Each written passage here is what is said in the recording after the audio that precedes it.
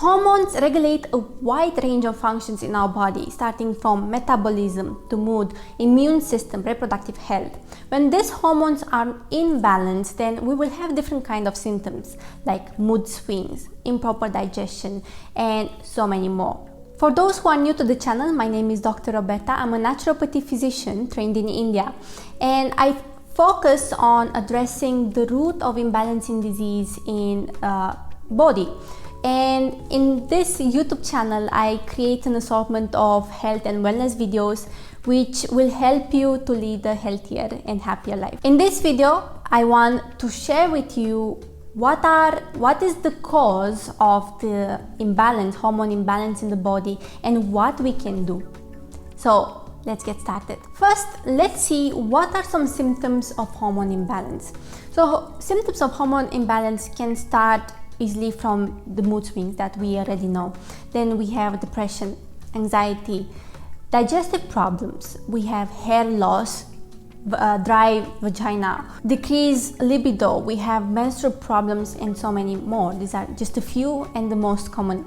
So we will start with the most common cause of hormonal imbalance, and that is a chronic inflammation.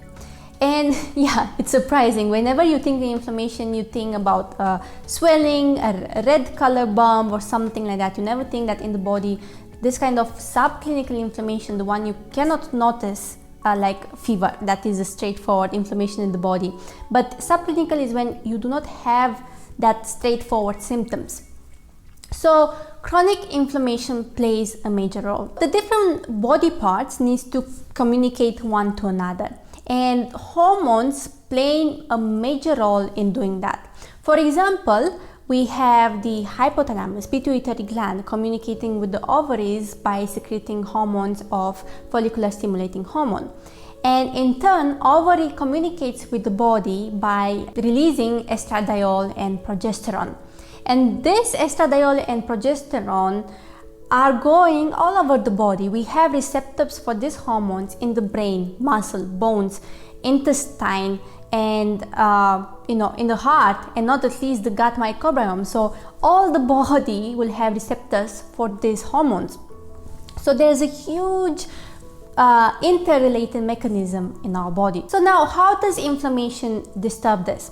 Whenever there is inflammation, there's going to be release of the inflammatory substances like cytokines. Whenever these are released, it's going to slow down the response of follicular stimulating hormone. It will impede the ovulation and the progesterone production, and not at least will block the receptors for your good hormones like the thyroid hormones, the progesterone, and it will increase the level of estrogen. Technically, the hyperestrogenic state is actually an inflammatory state. So what are the main sources of this kind of inflammation we have in our body? Why the substances are affecting us? Mainly is because of smoking. We have alcohol, gut dysbiosis, not at least inflammatory food, which I'm going to talk about it, is a major thing. Stress, also I'm going to talk about it in this video. Now, I want to share with you right now 5 major foods which cause this kind of inflammation. And the first one is sugar. Whenever we take sugar, there's going to be increase in insulin, and also there's the yo-yo effect of the lower insulin, high insulin, which is the craving basically. So when we have high insulin, there's going to be sodium retention. When you have sodium retention, there's going to be water retention, which will lead to the bloating effect, the swelling, breast engorgement, and all these symptoms will appear. The research suggests that a high insulin state also will increase the estrogen level. Estrogen increase again is inflammation. So it's like a vicious cycle. And in the later stage, we will have insulin resistance. When we have insulin resistance, there's going to be weight gain and inflammation. And this can lead to the symptoms of PCOS, right? We have increased testosterone, decreased ovulation, and all the symptoms of PCOS because of insulin resistance. If you have PCOS, that also can lead to insulin resistance. So they're interrelated. Second one is alcohol. And why alcohol is affecting our hormones? First of all, it will impede impede it will affect the excretion of estrogen, because estrogen needs help from the liver. When we take alcohol, we know it will damage the liver. Second is going to increase the inflammation because of decreased absorption of the nutrients and affecting the gut dysbiosis in our body. And on the long term, alcohol drinking will shrink the hippocampus, which will affect the HPA axis, that is the hypothalamus pituitary adrenal, right? And this, it's related as well with the stress levels. So as I mentioned before, everything is correlated. Third major element which causes inflammation in the body is dairy. So maybe you heard before that whenever you have a hormone imbalance, you should avoid dairy. But now the question is why? Dairy contains one protein which is called casein A1 or casomorphin.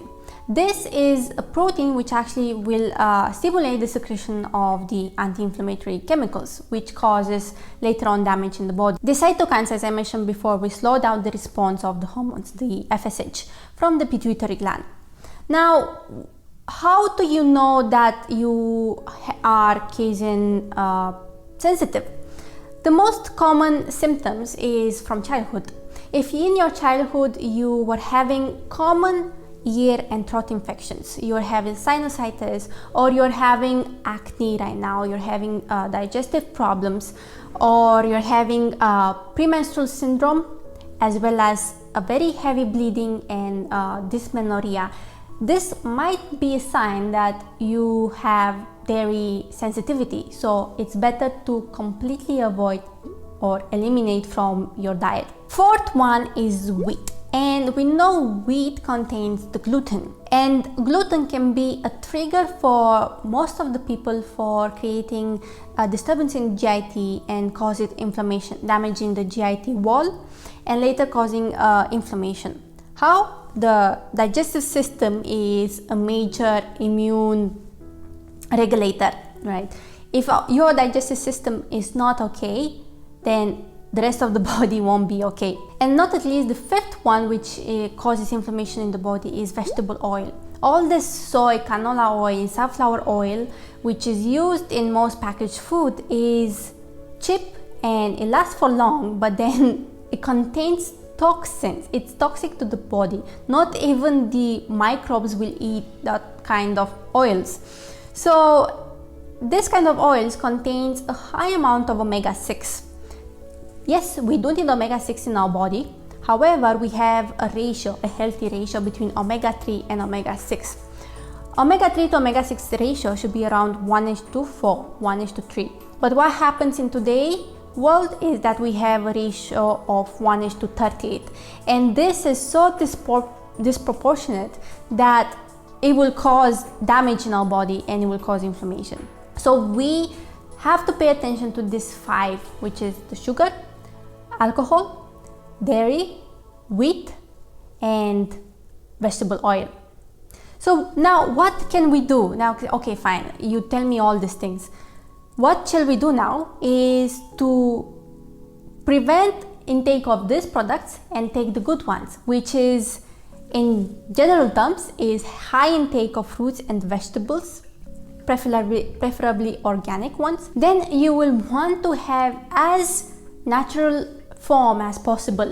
You don't want to have the processed or ultra processed and refined products. So whenever you go, try to see the grains, organic grains. You have millets, fruits, vegetables, nuts and seeds are also very important. So nuts and seeds, especially seeds, I'm going to talk with you right now. Very easy thing you can add in your lifestyle.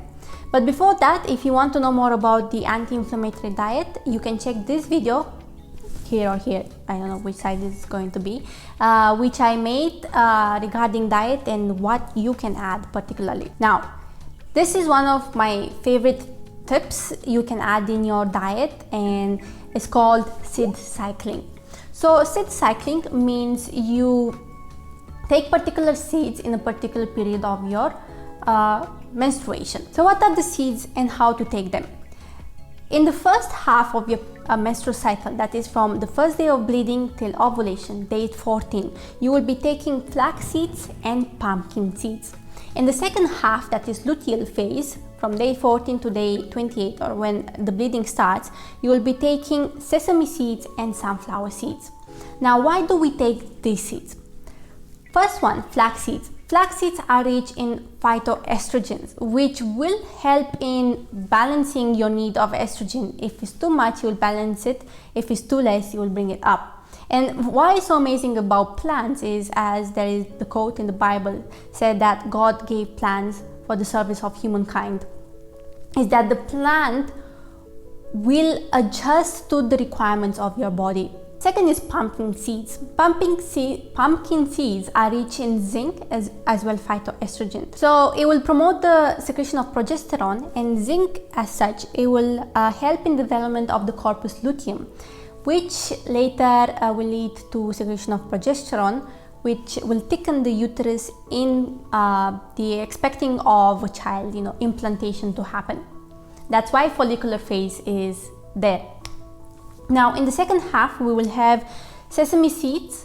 So sesame seeds are rich in lignans and zinc. So this lignans and zinc will inhibit the estrogen levels if again it's too high.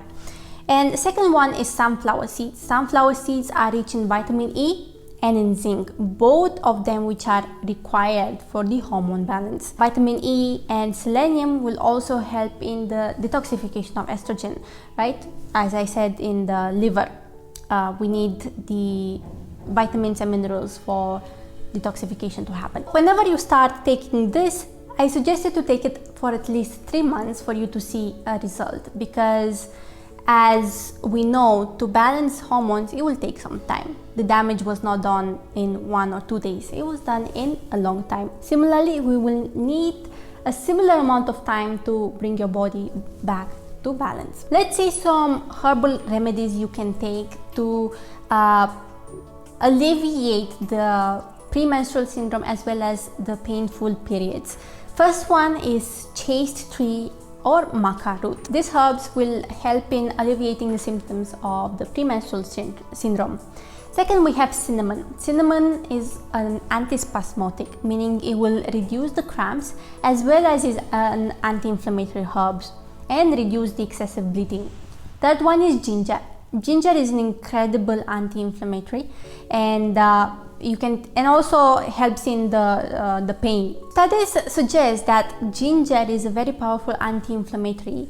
How is by decreasing the secretion of prostaglandins. Those are the ones which will cause the pain during menstruation. And not at least, we have the fennel seeds. So fennel seeds is also a very powerful antispasmodic. So you can have fennel, ginger, cinnamon tea combination, as well as you can take the chaste tree and maca root. Now coming to the second big part of this video, and that is stress. We have talked about the chronic inflammation and the diet aspect of it. Now we come to the stress. As I mentioned before, in the chronic inflammation, stress also can cause chronic inflammation. So why do we say stress will be a cause for hormone imbalance? Is that whenever you are under stress, there's going to be a decreased signaling to the pituitary gland because of the adrenal, the cortisol release in the body. And if you have decreased signaling here, then there also is going to be decreased output of the hormones LH and FSH. When we are under stress, there's going to be a very big HPA axis dysfunction. And when this happens, you will be feeling fatigue, stress, mood swings will be there, salt craving, premenstrual syndrome, as well as low libido are some symptoms of this HPA dysfunction. How this affects your hormones? First of all, there's going to be decreased secretion of testosterone. And here you're wondering, don't we want testosterone to be low? Well, actually, testosterone has a very big function in our body. Unless it's too high that it's not good, right? But testosterone in optimal levels has a very big function. Second, when we are under stress, what happens is there's going to be an inhibition of progesterone and estrogen dominance. And when estrogen is dominant, what can happen is that we have the PMS, abnormal uterine bleeding, mood swings, and depression, weight gain can be some of the symptoms of estrogen dominance. Not at least when we are under stress, thyroid is affected, and we know thyroid hormones are very important. And as thyroid hormone also plays a major role in communicating with whole of the body, maintains the metabolism, which is important. Hypothyroidism also will affect the menstrual cycle. Not at least it will affect the hormones of our appetite. We have ghrelin and leptin. Well, this will be disturbed, we usually have more increased appetite, right? So the ghrelin hormone will be more, and then we feel eating more as well. Now let's see some of the things you can do to reduce the stress. One of the most effective way of reducing stress and relax the body is by doing deep abdominal breathing. Second is progressive relaxation, also known as the deep relaxation technique we have in yoga, and which will take each and every part of the body and consciously relax it. Then we you can do that diary writing, meditation, massage, exercising, yoga are some of the ways stress can be reduced.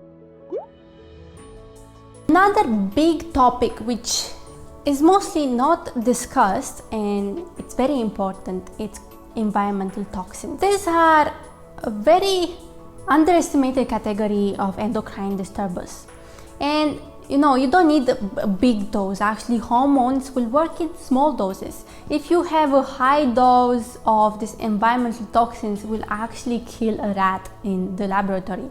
So these small doses, which we are not aware we are taking them from the environment, play a major role in the hormone imbalance. So I want to share with you a few of them and how they can disturb the body.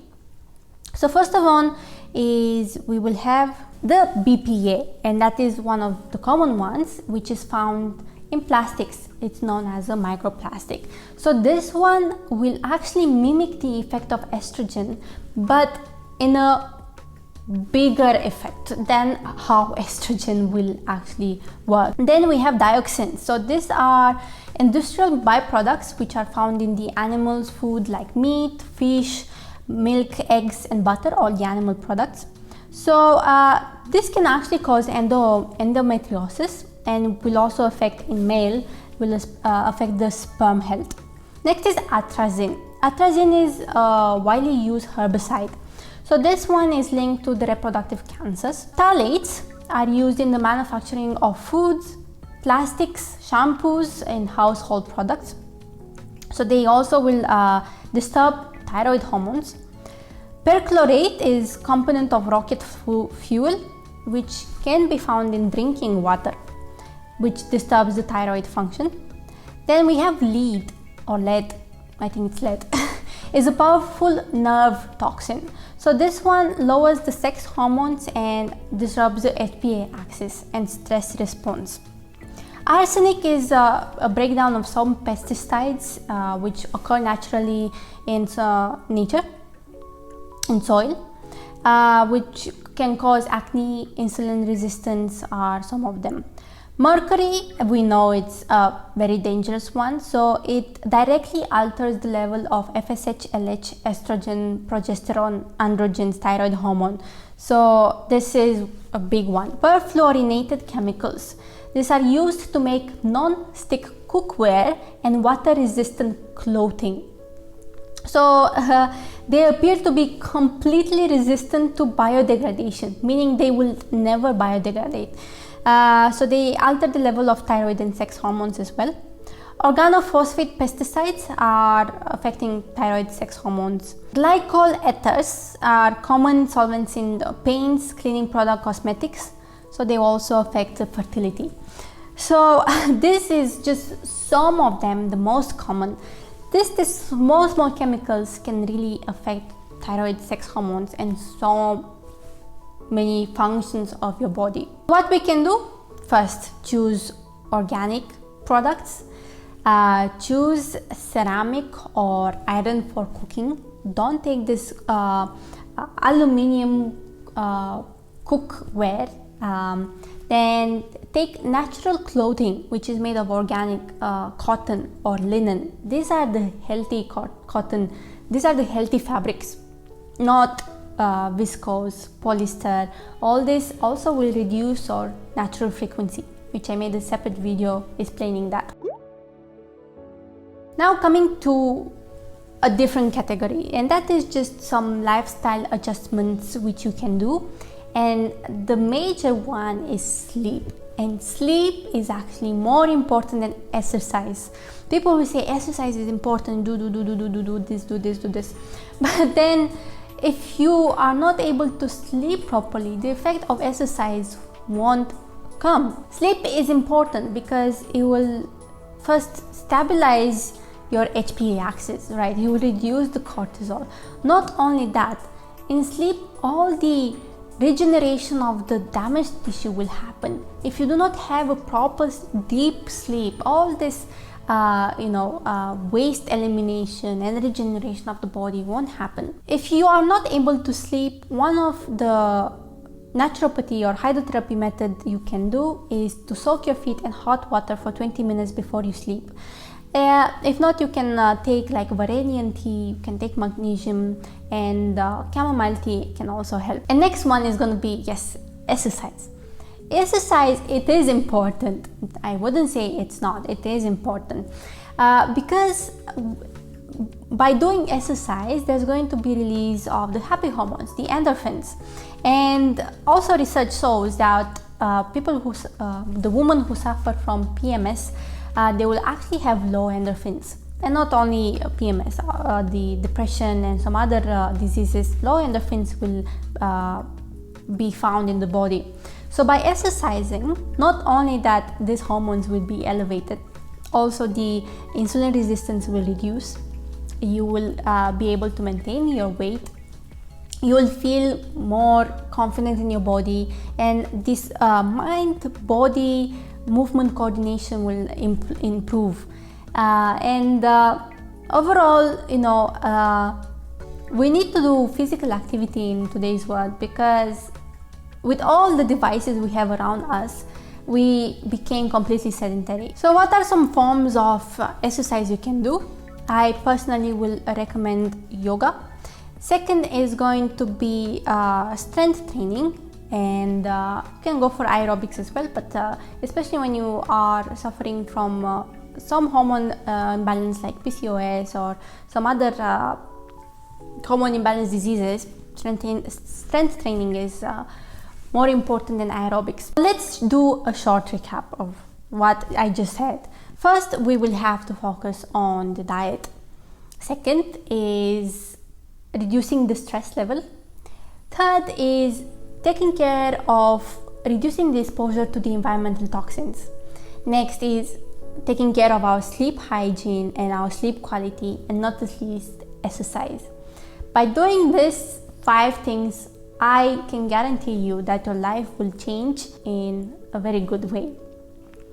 If you like this video, you will probably like this one, so you can go ahead and check it out. And if you want to see more video like this, click the subscribe button, and I'll see you in the next video.